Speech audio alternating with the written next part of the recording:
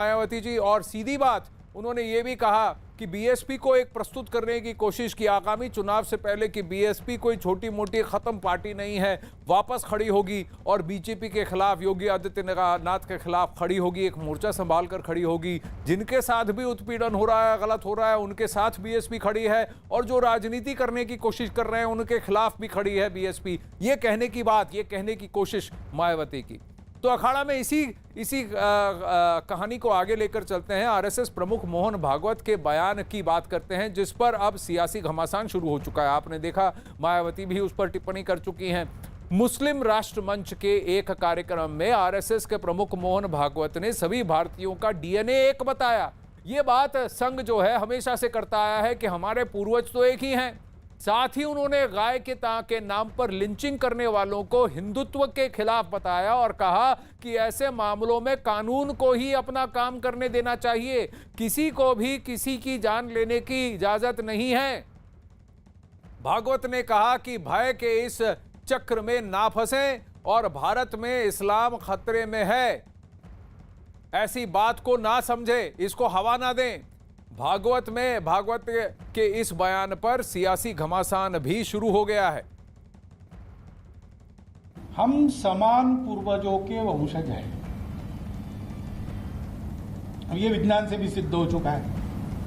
40,000 साल पूर्व से हम भारत के सब लोगों का डीएनए, सब लोगों का निरपवाह डीएनए समान है। इस आधार पर आरूढ़ होकर हम जब विचार करते हैं तो मन में अपनापन आता ही है। उस अपनेपन के आधार पर एकता होती है, राजनीति के आधार पर नहीं होती। और संघ पहले से ऐसा मानता है।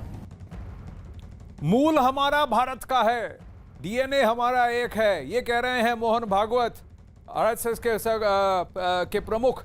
लेकिन वहीं शिवसेना नेता संजय राउत ने मोहन भागवत के बयान पर क्या कहा, आइए सुनते हैं। मोहन भागवत साहब ने जो बात कही है वो सही है। ये बात कोई गलत नहीं है। हम सब भारतीय हैं, हमारा डीएनए एक है। अगर हम सब भारत के नागरिक हैं, भारतवासी हैं, तो यहाँ धर्म का और जात का प्रश्न आता है कहाँ?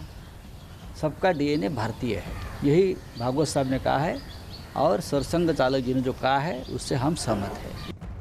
अब मोहन भागवत जी के बयान पर एआईएमआईएम के नेता असदुद्दीन ओवैसी ने ट्वीट किया कि आरएसएस के भागवत ने कहा, लिंचिंग करने वाले हिंदुत्व विरोधी, इन अपराधियों को गाय और भैंस में फर्क नहीं पता होगा, लेकिन कत्ल करने के लिए जुनैद, अखलाक, पहलू, अकबर, अलीमुद्दीन के नाम ही काफी थे।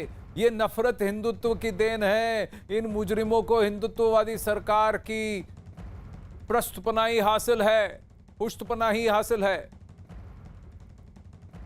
वहीं मोहन भागवत के बयान पर दिग्विजय सिंह ने ट्वीट किया कि संघ प्रमुख मोहन भागवत बोले कि हिंदू और मुस्लिम अलग नहीं, सभी भारतीयों का डीएनए एक है। मोहन भागवत जी के ये विचार क्या आप अपनी शिष्यों, प्रचारकों, विश्व हिंदू परिषद, बजरंग दल कार्यकर्ताओं को भी देंगे? यदि ये विचार मोहन भागवत जी आप अपने शिष्यों का पालन करने के लिए बाध्य कर देंगे तो मैं आपका प्रशंसक हो जाऊंगा। वहीं केंद्रीय मंत्री मुख्तार अब्बास नकवी ने असदुद्दीन ओवैसी और दिग्विजय सिंह के बयान पर पलटवार किया। मोहन भागवत जी का बयान आया कि डीएनए सभी भारतीयों का एक है।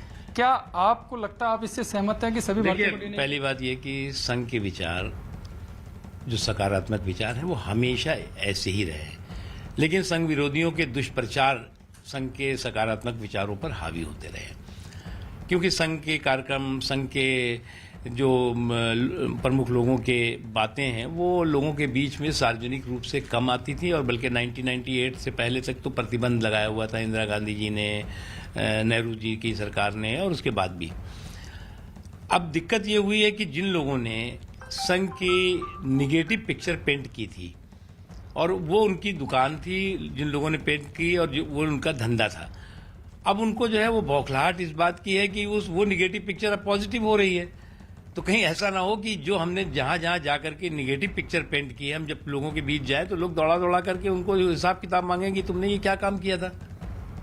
लेकिन जो सवाल उठ रहे हैं, जो अपोजिशन भी सवाल उठा रहा है कि उन्होंने डीएनए की बात कही है कि भारतीयों का डीएनए एक है, अगर पूर्व निकाला जाए तो पूर्वज सबके एक हैं। बिल्कुल है।